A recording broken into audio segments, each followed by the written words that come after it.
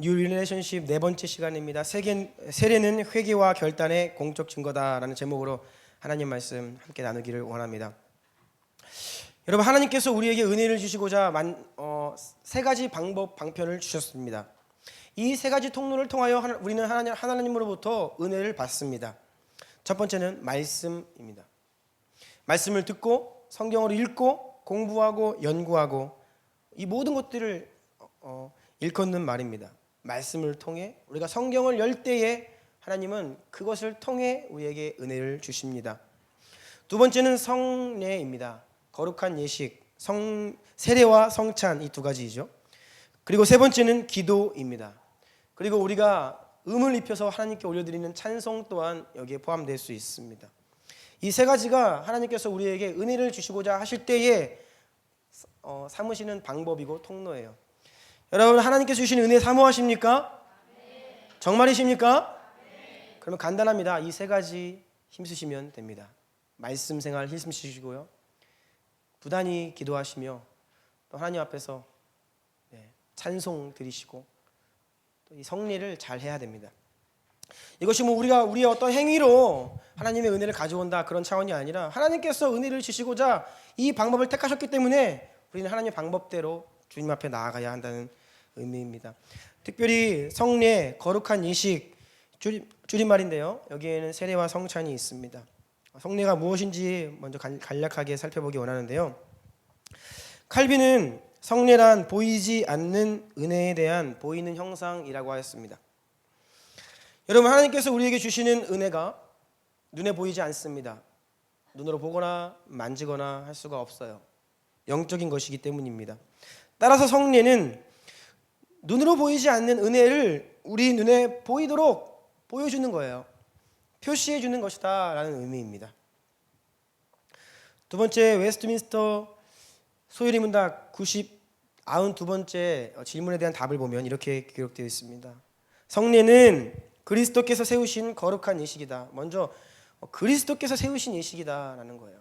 여기에서 우리 개신교와 가톨릭의 차이가 생깁니다. 예수님께서 직접 행하라 명령하신 두 가지를 우리는 성례로 취해요. 예수님이 잡히시기 전날 밤에 떡을 떼시고 잔을 나누시면서 내가 다시 오는 그날까지 이것을 기념하여 행하라라고 말씀하셨죠. 직접 명령하셨습니다. 그래서 그것을 우리는 성례로 받습니다.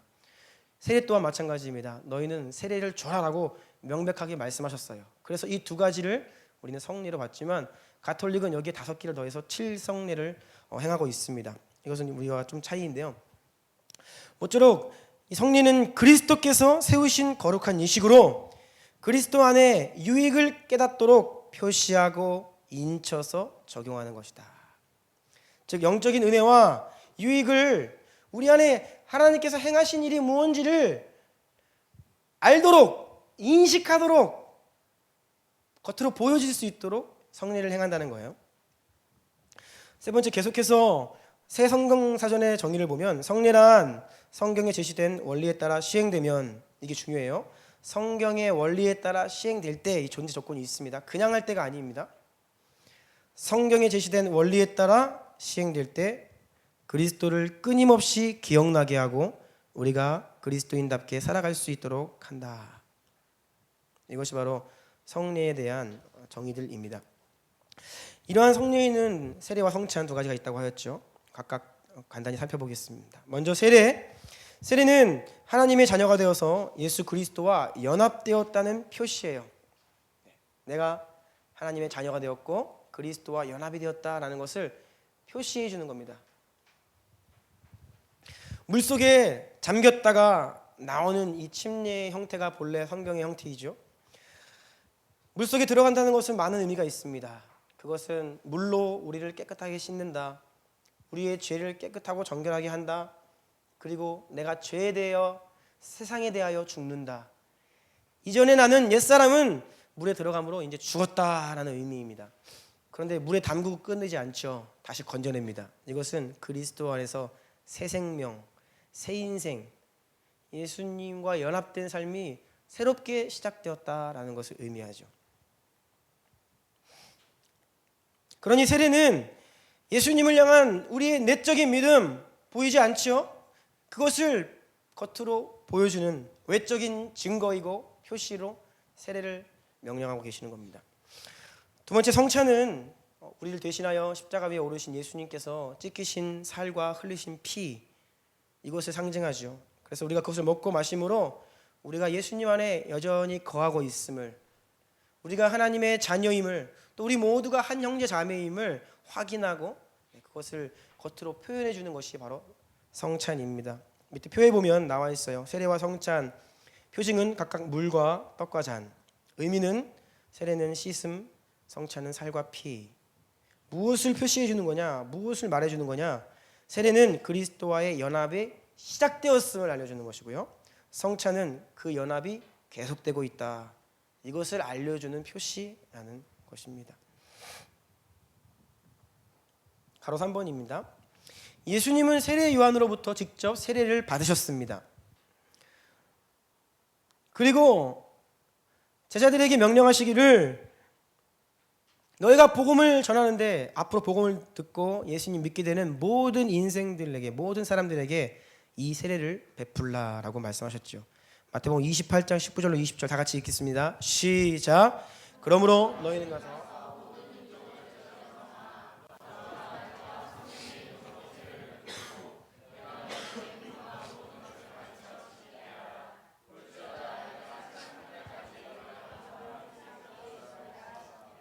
네, 아멘. 가는 곳마다 복음을 전하며 세례를 베풀라라고 말씀하시고요. 이어지는 마가복음 16장 16절도 같이 읽습니다. 시작. 믿고 세례를 받는 사람은 구원을 얻을 것이요 믿지 않는 사람은 정죄를 받으리라. 아멘. 여러분, 그런데 이 말씀에서 우리가 눈여겨볼 것이 있습니다. 그것은 예수님의 말씀을 통해 보면 믿음과 세례를 동일시 하십니다. 믿고 세례받는 사람은, 믿는 사람은 구원받고 세례받는 게 아니라 믿고 세례받는 사람은 구원을 얻을 것이요, 너희가 세례를 주고 그 다음에 분부한 모든 것을 가르쳐 지키게 하라. 이 세례를 믿음과 동일시한다는 거예요. 그런데 여러분, 엄밀히 말하면 세례와 믿음은 같은 것은 아닙니다. 우리가 구원을 믿음으로 받죠. 하지만 세례로 받지는 않습니다. 그렇죠? 세례 의식을 하고 세례를 받았다고 해서 그것이 나를 구원하는 것은 아니에요. 그럼에도 예수님은 믿음과 세례를 동일시 한 패키지로 묶어서 우리에게 준다는 거예요. 단지 믿음을 고백한 자가 추가로 해야 되는 절차나 형식 따위가 아니라 믿는다면 곧 세례를 받는 것, 같이 묶어 말씀하신다는 겁니다. 이 예수님 말씀에 따라 초대교회 사도행전을 보면 언제나 누군가가 믿는다고 하면 그 즉시 세례가 행해졌습니다. 이것이 따로 떼어지어 있지 않아요. 성경에서는. 오순절 베드로의 설교를 보면 사도행전 2장 38절, 베드로가 이르되 너희가 회개하여 각각 예수 그리스도의 이름으로 세례를 받고 죄 사함을 받으라. 그리하면 성령의 선물을 받으리니. 회개와 세례와 죄 사함이 하나로 묶여 있죠. 세례를 따로 빼어서 다른 형식으로 절차로 구별하고 있지 않다는 겁니다. 에티오피아 관리의 세례에서도 마찬가지입니다. 사도행전 8장을 보면 에티오피아라는 그 아프리카 나라에서 간닥의 여왕의 모든 왕의 재정을 담당하던 한 내시가 예루살렘을 방문했다가 다시 고국으로 돌아가는 길에 빌립 집사님을 광야에서 만나죠. 빌립 집사님이 성령님의 감동으로 성령님이 말씀하십니다. 너 지금 광야로 가라. 할 일이 있다는 겁니다. 성령님의 구체적인 지도하심을 받고 광야로 가서 저기 지금 수레에 타고 가고 있는 저 사람에게 다가가라. 순종함으로 가죠. 때마침 에티오피아 이 내시가 성경 말씀을 읽고 있었어요. 아마 두루마리로 된 성경 본문이었을 텐데 그것이 이사야 53장 말씀이었습니다. 이사야 선지자가 앞으로 장차 예수 그리스도의 고난을 예언한 이사야 53장을 에티오피아 내시가 읽고 있는데 도무지 이해를 못하고 있는데 그때 빌립 집사님이 성령님의 지도하심 받고 딱 온 거죠. 뭐 하고 있습니까? 했더니 내가 지금 글을 읽고 있는데 도무지 무슨 말인지 모릅니다. 그때 빌립 집사님이 복음을 전하죠. 그것이 바로 예수 그리스도에 대한 내용이라고. 그래서 그 자리에서 에티오피아 내시가 예수님을 믿고 영접하게 됩니다. 때마침 길가에 조그맣게 흐르던 시냇물이었는지 오아시스인지는 모르는데 물이 보이자 그 자리에서 믿음의 고백을 함과 동시에 즉시 세례를 받죠. 빌립 집사님이 에디오피아 내시에게 세례를 줍니다. 복음을 듣고 예수님을 믿고 세례를 받는 것 사이에 어떠한 시간적 간격이나 절차가 존재하지 않았다는 것이에요. 이것은 바울의 경우에도 마찬가지입니다. 바울이 예수님 메시아로 인정하지 않았죠. 이단인 줄 알았습니다. 그래서 다마스쿠스에 살고 있는 그리스도인들을 잡으려고 체포영장을 받아서 잡으러 가는 길에 그 길가에서 예수님 만납니다. 환상 가운데 예수님 만나죠. 그때 바울이 시력을 잃어버립니다. 앞을 보지 못해요. 그리고 3일 동안 먹지도 못하고 마시지도 않습니다. 이것은 바울이 너무나 고통 가운데 있었기 때문이에요. 평생을 진리로 알고 따라왔고 섬겨왔던 그 하나님, 잘못 섬겨왔던 것입니다. 하나님의 아들이 이 땅 가운데 오셨고 우리의 죄를 대신 짊어지시고 십자가 위에 오르셨는데 내가 섬기던 그 하나님을 하나님으로 알아보지 못하고 죽이고 핍박했던 거예요. 그래서 말할 수 없는 고통 가운데 바울이 3일 동안 앞을 보지 못하고 어둠 가운데 신음하고 고통하며 기도하죠. 그때 아나니아라고 하는 예수님의 제자에게 성령께서 말씀하십니다. 아나니아야, 형제 사울에게 가서 안수하고 복음을 전해라. 그래서 아나니아가 성령 하나님께 순종함으로 바울에게 와서 안수를 하며 그를 위해 기도하고 복음을 전합니다. 그때 벌어진 일인데요. 사도행전 9장 18절로 19절입니다. 같이 읽을게요. 시작. 즉시 사울의 눈에서 비늘 같은 것이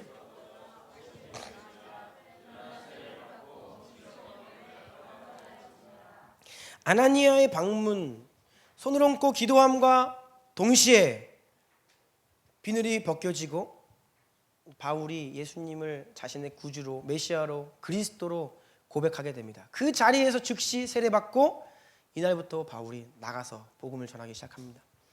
바울도 믿음을 고백함과 동시에 그 자리에서 즉시 세례를 받았습니다. 고넬료 가족도 마찬가지입니다. 베드로가 로마 백부장 고넬료 집에 초대를 받아서 방문하여서 복음을 전합니다. 온 가족이 베드로가 전하고 있는 하나님 말씀을 그리스도에 대한 그 복음을 듣는 그 현장에서 복음을 듣는 그 가운데 성령님이 내려오십니다. 제가 항상 사모하는 현장입니다. 말씀이 선포될 때에 사모하는 자들이 그것을 달게 듣고 아멘하며 그 말씀을 믿음으로 받자 성령님이 그 자리 가운데 부어지시는 거예요. 그래서 베드로가 그것을 보았습니다. 모두가 방언을 말하고 표적이 나타나는 거예요.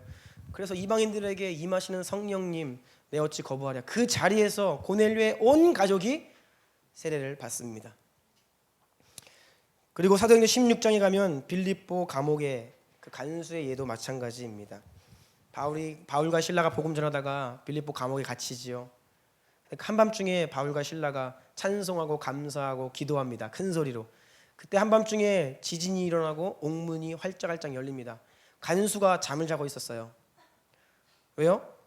문은 든든히 닫혀 있고 죄수들이 도망갈 일이 없으니까 잠을 자다가 지진에 깨어 보니까 옥문이 다 열려 있는 겁니다.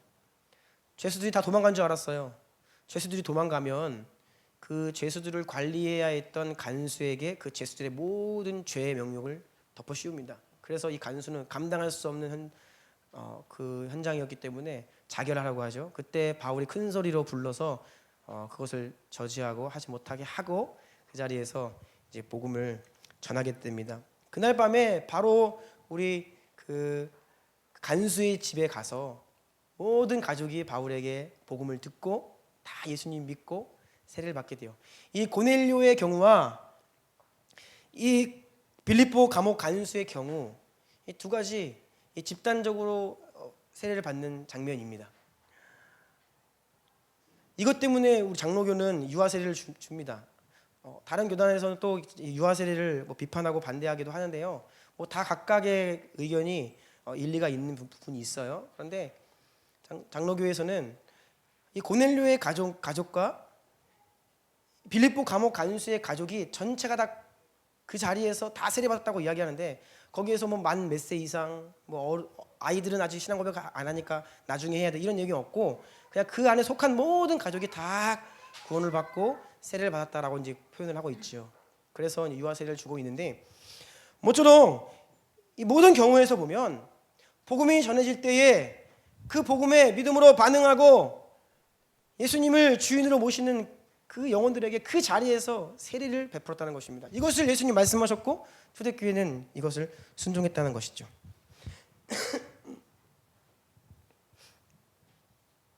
그런데 오늘날 복음을 전하는 것과 예수님 믿는 것, 영접하는 것 그리고 세례는 조금 구별이 되어 있는 것 같습니다. 교회법에 따르면 세례를 목사만 줄 수 있기 때문에 여러분들이 누군가에게 복음을 전하고 누군가가 내가 믿는 예수님 그 친구도 함께 믿기를 원하기 때문에 복음을 전하지만 세례 줄 생각은 안 하죠. 그렇죠? 세례는 뭐 믿고 교회 와서 나중에 받을 일. 우리는 그렇게 떼어서 생각한다는 것입니다. 이것은 오늘날 교회법의 상황 때문에 그러는 것입니다. 오늘 학습 두 형제가 있는데요. 학습은 교회 출석한 지 6개월 이상 만 14세 이상 되어야 우리 장로교회에서는 주고 있습니다. 세례는 학습 후에 6개월이 지나야 또 줍니다. 그러니 누군가가 예수님을 믿고 고백해도 세례 받으려면 얼마나 걸려요? 최소한 1년. 그러니까 성경에서 보는 것과는 조금 차이가 있다는 것입니다. 오늘날 우리에게 존재하는 이 세례의 규칙들은 사실 성경으로부터 나오는 것은 아닙니다. 오랜 교회 역사를 통해서 우리 안에 생긴 어떤 공동체의 규칙이에요. 무엇이냐면 누군가가 세례를 받고 고백하고 믿는 줄 알았는데 그냥 홀랑 떠나버리는 겁니다. 교회를 믿음을 배반하고 예수님 안 믿는다고 그러고 그때 했던 거 아니었다고 이렇게 취소하고 이런 일들이 많이 있으니까 교회가 성부와 성자와 성령의 이름으로 세례를 주는 이 일을 우리가 심사숙고하여서 검증하고 두드려서 정말로 제대로 행해야겠다. 이거를 제대로 행하고 싶은 마음에 교회는 그동안 이런 규칙들을 만들어 온 것이에요. 그래서 이것은 이런 측면에서 매우 좋은 것입니다. 그리고 우리 교회 또한 이러한 우리 교단의 기독교의 역사와 전통을 존중하기 때문에 이 교단의 규칙을 따르죠. 하지만 이것이 전부 성경적인 것은 아닙니다. 고 대청로 신부님도 그의 책에서 성경대로 하는 것은 믿음을 고백하는 자 그 자리에서 세례를 베푸는 게 보다 성경적이다. 마태복음 28장에도 나와 있듯이 복음을 전하고 세례를 준 이후에 가르쳐 지키게 하라. 그러니까 오늘날은 너무나 가르치고 알려주고 지키게 한 다음에 세례를 주려고 하는 경향이 있다는 거예요. 진실되게 반응하고 믿겠다고 하는 자에게 먼저 세례를 준 이후에 교회가 그 형제를 받아들이고 가르치고 지키게 하는 것이 보다 성경적인 순서다라고 대천도 신부님께서 그 책을 통해서 말씀하셨습니다. 저는 이 말에도 동의를 합니다. 그런데 우리는 왜 성경대로 하지 않고 그단의 규칙대로 하냐? 여러분 성경도 굉장히 중요하고요. 그단의 규칙도 매우 중요합니다. 그런데 우리가 가지고 있는 전통과 규칙이 성경의 본질을 침해하고 많은 것들을 거스르면 그것을 따르면 안 돼요. 거기는 우리가 핍박을 받아도 그것을 거슬러야 합니다. 하지만 규칙을 따르고 전통을 따르면서 본질 또한 살릴 수 있다라고 하면 이 두 가지 다 살릴 수 있는 것인데요. 오늘날 우리가 목사가 세례를 줘야 한다 이런 규칙이 있어요. 우리가 이 규칙을 지키기 때문에 혹이라도 누군가가 세례를 받지 못한다고 하면 우리는 그 규칙을 지켜서는 안 됩니다. 무슨 뜻이냐? 선교지에서 신학을 하지 않은 어떤 선교사님이 선교지에 가서 복음을 전하는데 어떤 형제가 예수님을 믿겠다고 해요. 주변에 목사님이 안 계십니다. 세례를 못 주지요? 그럼 어떻게 해요? 주지 말아야 될까요? 어떻게 해야 될까요? 줘야 합니다. 줘야 해요. 우리 모두 믿는 자는 그것을 줄 수 있는 권세가 있어요. 다만 그것을 함부로 남용하지 않기 위해서 질서를 만든 것이에요. 선교지에 만약에 주변에 동료 목사님이 계시다. 그럼 그 목사님을 통해서 하는 것이 규칙상 또 좋은 것이죠. 그래서 여러분들 모두가 목사님이 안 계신 상황, 그런 상황에서는 줄 수 있어요. 그런데 우리가 이 교단의 규칙을 지키면서 세례를 줄 수 있기에 넉넉히 할 수 있기에 또한 그 규칙을 전통을 중시하면서 존중하면서 따르는 것입니다. 믿음과 그 세례와의 그 사이의 간극도 마찬가지입니다. 이것을 그냥 어떤 형식과 시간상의 차이로만 이해할 것이 아니라 저는 이것을 보다 좀 본질적으로 접근을 하고 싶어요. 제가 볼 때에 성경에 기록되어 있는 복음이 전파되고 누군가가 예수님을 믿고 그 자리에서 세례를 즉시 줬던 것과 오늘날 누군가 교회에 와서 믿고 또 오랜 시간 학습받고 세례받는 그 시간이 존재하는 그 차이, 이게 단순한 차이가 아닙니다. 저는 이것이 성령 하나님의 강력한 역사의 유무와 관련이 있다라고 이제 봅니다. 무엇이냐면, 여러분, 초대교회 성령의 역사가 강력한 시대였습니다. 여러분, 성령 하나님이 우리 가운데 놀랍게 역사하는 시대에는 믿음도 심플하고 세례도 심플해요. 복음이 매우 임팩트 있게 증거되고 그것을 듣는 자가 이것을 거부할 수 없습니다. 그냥 그 앞에 무릎 꿇고 순복하며 예수님을 주로 고백하며 완전 그 자리에서 삶이 변하는 거예요. 이러한 성령의 역사가 강력한 시대에는 세례가 그 자리에서 주어지고 어떤 이렇게 되는데, 그간 우리 역사 가운데 성령님의 역사가 우리 가운데 너무 미미한 거예요. 능력이 없고 복음은 전했는데 역사가 나타나지 않고, 그러니 이 사람이 정말 믿는 것인지 안 믿는 것인지, 복음을 듣는 자도 이 복음의 어떤 가치와 능력에 대해서, 그 영광스러움에 대해서 때로는 잘 인지하지 못하는 것입니다. 어떤 이러한 성령 하나님의 역사가 미미함으로 인하여서 우리는 그 빈 공간을 절차로, 형식으로, 수많은 어떤 것들로 대체하는 것은 아닌가 생각을 합니다. 그래서 저와 여러분, 우리 모두가, 우리 주나님교회가 추구하는 것은 성령 하나님의 강력한 역사입니다. 네. 여러분, 우리 가운데 하나님이 더 복음으로 더 강력히 역사하면 하실수록 우리의 신앙생활은 심플해집니다. 간단해지는 거예요. 예스, 아멘, 그리하겠습니다. 그런데 이게 없으면 뭐가 많아요. 그렇죠? 규칙을 세워야 되고 헌신을 받아야 되고, 네. 또 재결단을 해야 되고 리뉴얼을 해야 되고 또 수련회를 가야 되고 막 그래요. 계속해서.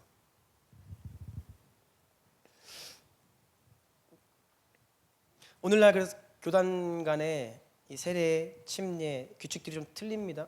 침례 교반 가도 유아 세례 인정하지 않습니다. 그래서 가면요 다시 담굽니다. 우리처럼 약식으로 세례 주지 않고 침례를 행합니다. 저는 그것이 보다 더 성경적이라고 이제 생각을 해요. 담그는 것이. 근데 이제 그렇게 하면 우리 안에 이제 제약이 많이 있어요.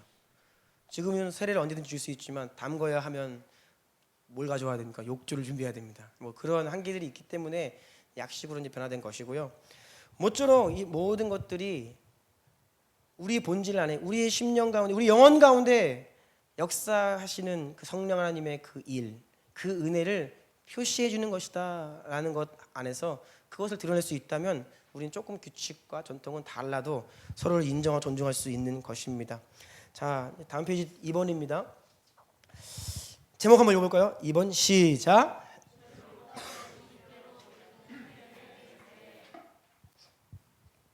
세례의 기원에 대해서는 여러 가지 의견들이 있지만 그 중에 가장 유력하고 주요한 의견은 바로 오늘 읽은 본문 세례 요한의 세례로부터 오늘날 세례가 시작되었다라고 보는 의견입니다.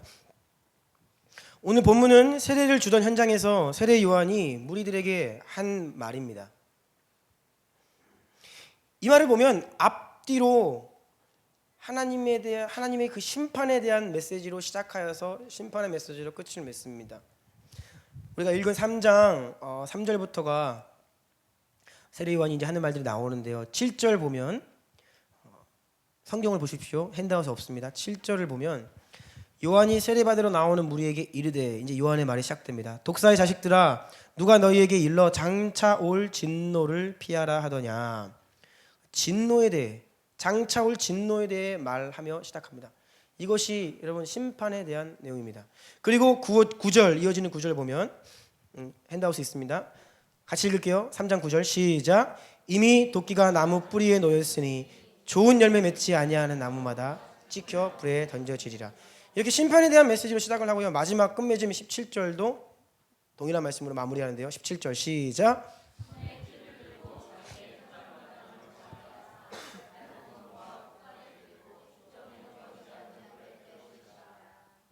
아멘. 회개하라, 천국이 가까이 왔다. 이것은 곧 심판 메시지입니다. 우리가 예수님이 다시 오시기를 예비하는 교회 되기 원하는데, 여러분, 예수님 다시 오시는 그날도 사실 심판의 날입니다. 그날 예수님은 심판주로 오십니다. 그런데 여러분, 심판은 무서운 날입니까? 좋은 날입니까? 심판. 우리 집에 강도가 들었어요. 예를 들어서 경찰을 불렀습니다. 경찰이 오는 것이 저에게는 좋은 소식이니까 나쁜 소식입니까? 좋은 소식이죠. 경찰관의 등장과 함께 강도에게는 불행이고 우리에게는 좋은 일이에요. 이 두 가지 속성이 있습니다. 심판이란 그런 것이에요. 준비되지 못한 자, 벌 받을 자는 그날이 피하고 싶은 형벌의 날이고요. 그날을 준비한 사람, 복된 날입니다. 이것이 바로 심판의 날인데, 바로 세례가 이 심판의 때를 준비하는, 예비하는 회개와 결단의 시간이 바로 이 세례라는 것이에요. 그래서 성경을 보면 신약 성경에 세례를 몇 가지 구약의 사건과 동일시하는데, 첫 번째 노아 홍수 사건과 동일시합니다. 베드로전서 3장 20절부터 21절 같이 읽습니다. 시작. 그들은 전에 노아의 날 방주를 준비할 동안 하나님이 오래 참고 기다리실 때에 복종하지 아니하던 자들이라. 방주에서 물로 말미암아 구원을 얻은 자가 몇 명뿐이니 겨우 8명이라. 물은 예수 그리스도께서 부활하심으로 말미암아 이제 너희를 구원하는 표니 곧 세례라. 이는 육체의 더러운 것을 제하여 버림이 아니요 하나님을 향한 선한 양심의 강군이라. 노아 홍수는 물로 세상을 심판하신 사건입니다. 불순종했던 자들은 죽임을 당했고 순종한 노아의 가족은 구원을 받았지요. 회개 세례, 바로 이 회개 세례는 심판에서 구원받는 것을 말합니다. 그래서 여러분, 우리가 세례 받을 때에 회개의 요소가 그 중심에 있어요. 회개라는 것은 장차 임할 진노의 심판을 믿음의 눈으로 바라보는 것입니다. 그리고 그 믿음의 눈으로 바라보며 나 그냥 살면 죽는구나. 그래서 여기에서 그때를 준비하는 거예요. 돌이키고 주님께로 결단하는 것. 이것이 바로 세례의 의미입니다. 또 홍해 사건을 비유합니다.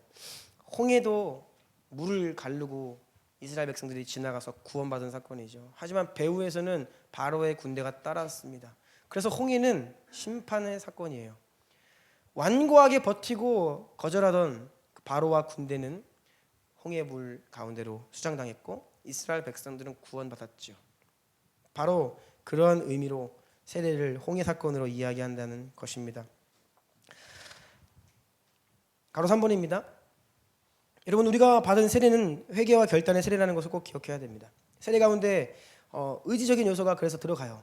보면 세례받는 자에게 성령께서 하시는 일을 제가 기록해 놓았는데, 먼저는 깨달음. 성령께서 우리의 지적 영역을 터치하십니다. 깨닫지 않고는 어느 누구도 회개하거나 믿을 수가 없죠. 믿겨지지 않고 깨달아지지가 않으면 우리가 믿을 수가 없는 것입니다. 그래서 가장 먼저 성령께서 우리의 지적 요소에 터치를 하셔서 깨닫게 하셔요. 이것이 모든 은혜에 선행되어야 합니다. 그래서 말씀을 통해 하나님이 역사하시는 겁니다. 먼저 깨달아줘야 되죠. 그런데 깨달았다고 한다면 그 다음 회개와 영접과 결단은 성령 하나님께서 우리의 의지와 함께 역사하세요. 우리의 의지의 영역을 터치하실 겁니다. 여기에는 우리가 하나님 앞에 반응해야 될 부분들이 반드시 있다는 것입니다. 그냥 주님께서 일방적으로 우리 가운데 그냥 행하셔서 구원하시고 다 이루시는 게 아니라 우리가 우리의 의지를 다하여 그것에 반응하며 함께 발맞춰 나아가야 될 영역이 반드시 있다라는 것이에요. 그래서 오늘 누가복음 본문 보면 세례 요한은 세례를 받으러 나오는 자들에게 세례의 회개에 합당한 열매를 요구하고 있는 것입니다. 이 의지적인 요소, 이 열매가 없는 자들은 세례받기 합당하지 않다라는 것이에요. 누가복음 3장 8절, 그러므로 회개에 합당한 열매를 맺고 속으로 아브라함이 우리 조상이라 말하지 말라. 내가 너희에게 이르노니 하나님이 능히 이 돌들로도 아브라함의 자손이 되게 하시리라. 그래서 너희 가운데 합당한 회개의 열매를 맺어야 한다. 그것이 곧 온전한 세례이고 제대로 된 세례이다. 너희들이 지금 무수하게 세례를 받으러 나오는데 그러한 열매 맺을 각오 없이, 그리고 그러한 열매가 맺혀지지 않는다면 이것은 그냥 껍데기에 불과하다, 아무것도 아니다 라고 세례 요한이 말하고 있는 것입니다. 그래서 오늘 세례 요한의 메시지 가운데 우리는 세 가지 합당한 열매 우리 가운데 맺혀야 하고, 그것들을 계속해서 순종하며 나아가야 합니다. 첫 번째는 경제적인 나눔, 코이노니아의 삶입니다. 누가복음 3장 11절 다 같이 읽습니다. 시작. 대답하여 이르되 옷 두 벌 있는 자는 옷 없는 자에게 나눠 줄 것이요 있는 자도 그렇게 할 것이다. 옷 두 벌 있는 자가 옷 없는 자에게 나누어 주어라. 당시의 옷은 가장 경제적으로 가치 있는 것입니다. 또 생활 필수품이기도 하고 생존에 가장 필요한 가장 기초적인 것이죠. 두 벌 있는 자는 없는 자에게 나누어 주라. 그러면 어떻게 됩니까? 두 벌 있던 자는 한 벌 되고 없던 자도 한 벌 됩니다. 평균케 되는 것이죠. 경제적인 나눔, 코이노니아의 삶을 말하고 있는 것입니다. 여러분, 요한 웨슬레는 지갑이 회개하지 않는 자의 회개는 난 믿지 않는다라고 이야기했습니다. 예수님을 따르고 믿는 자는 경제 생활에 변화가 오게 되는 것이죠. 그것은 나보다 힘들고 연약한 처지에 있는 자의 필요를 채워줘서 동등케 되는 것이에요. 저는 이런 말씀드리기가 참 굉장히 민망하고 죄송스럽습니다. 왜냐하면 저는 제가 주는 것보다 받는 게 더 많은 사람이기 때문입니다. 그래서 제 인생 가운데 제가 받는 것보다 주는 날이 빨리 왔으면 좋겠는데요. 아직 그거를 잘 극복하지 못하고 있습니다. 그래서 제가 나눠야 합니다. 코이노니아의 삶을 얘기하기 자격은 별로 없는 사람이에요. 그런데 성경 말씀이 우리에게 그것을 말하고 있습니다. 경제적인 나눔.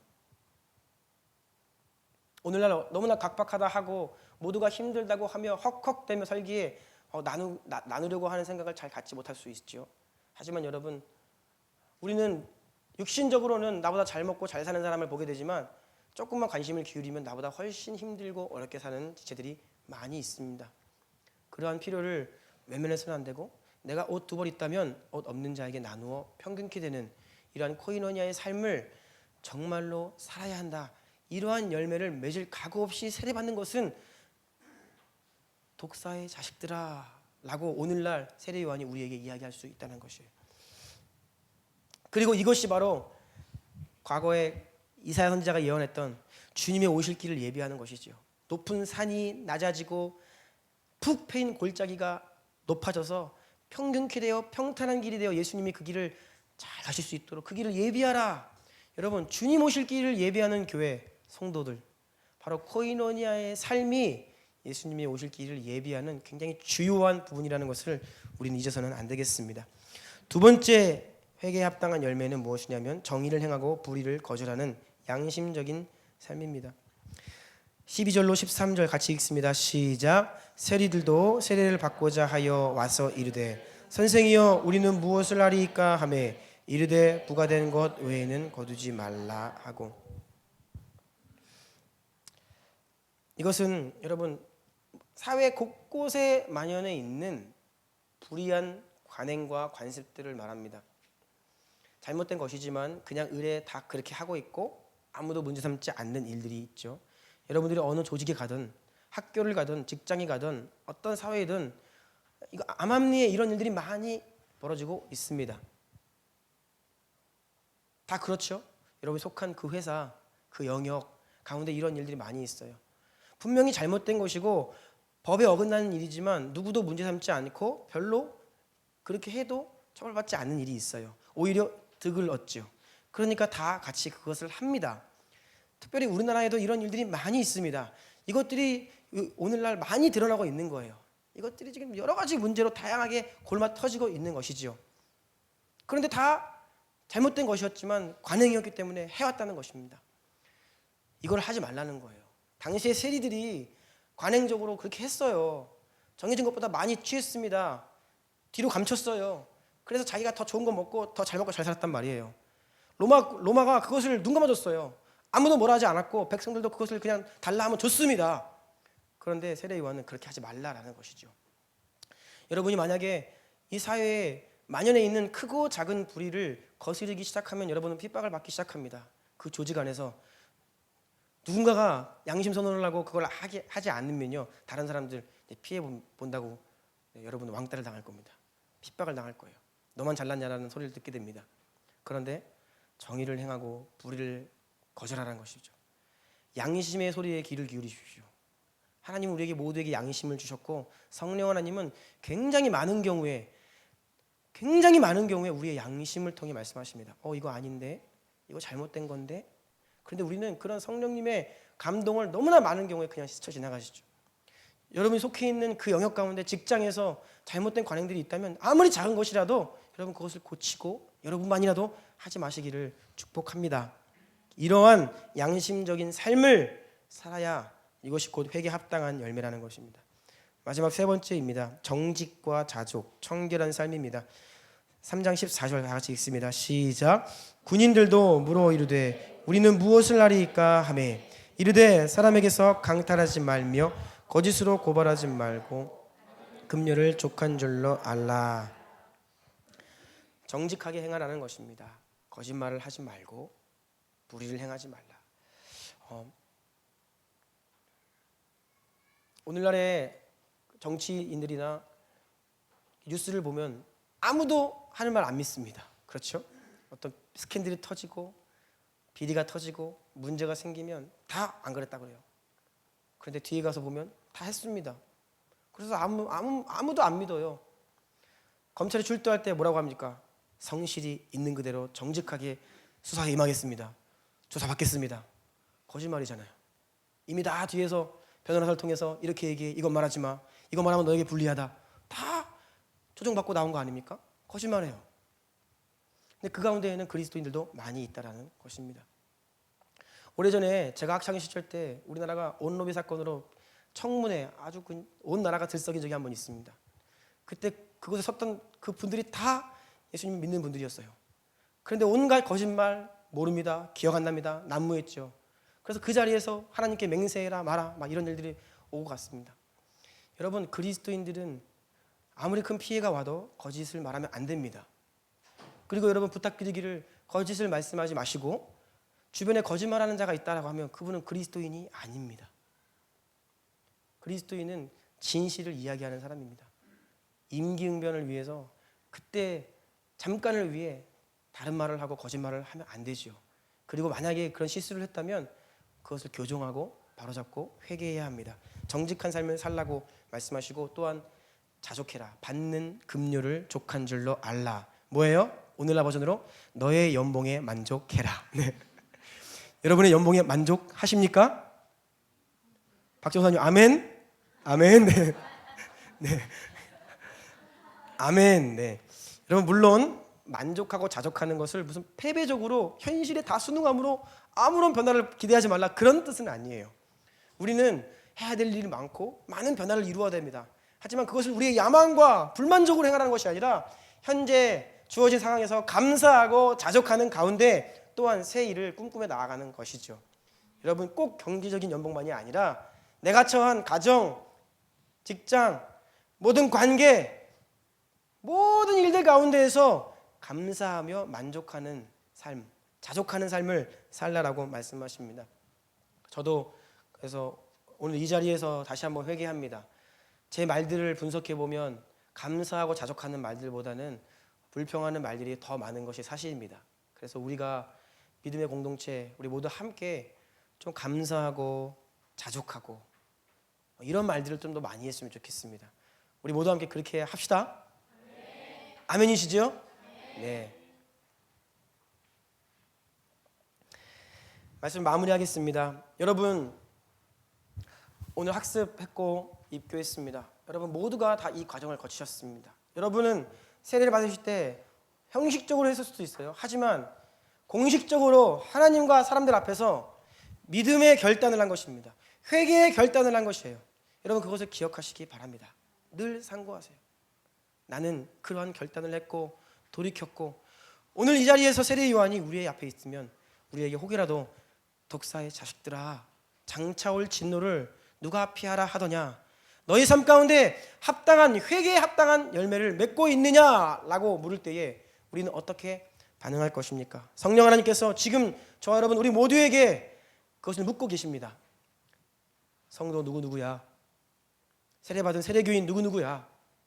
너는 이러한 삶을 살고 있느냐? 이 질문 앞에 우리 자신을 돌아보며 세 가지의 삶, 코이노니아의 삶, 양심적인 삶, 청결한 삶의 열매를 맺기를 원한다 고백하며 결단하며 믿음의 발걸음하는 우리 모두가 되기를 축복합니다. 우리 한번 들은 말씀 기억하며 기도하시기를 원합니다. 여러분, 세례는 회개와 결단의 공적 증거라고 하였습니다. 여러분은 이미 공적인 선언을 한 자들입니다. 하나님 앞에 선포를 한 자들입니다. 사람들 앞에서 내가 예수님을 따르겠습니다. 예수님이 나의 주인입니다. 예수님만이 나의 만족되십니다. 유일한 소망입니다 라고 선포한 자들입니다. 그런데 우리의 선언과 선포와 다르게 여전히 내 안에 있는 무언가, 세상에 있는 무언가의 소망을 두고 살아가고 있다면 다시 한번 그때를 기억하며 돌이키기를 원합니다. 주여, 회개에 합당한 열매를 맺는 제 삶이 되게 하여 주십시오. 우리 온 교회 공동체 한 사람 한 사람 가운데 이러한 열매가 충만히 맺히기를 원합니다. 주여 세 번 부르며 주 앞에 이러한 삶으로 결단하고 간구하며 나가기를 원합니다.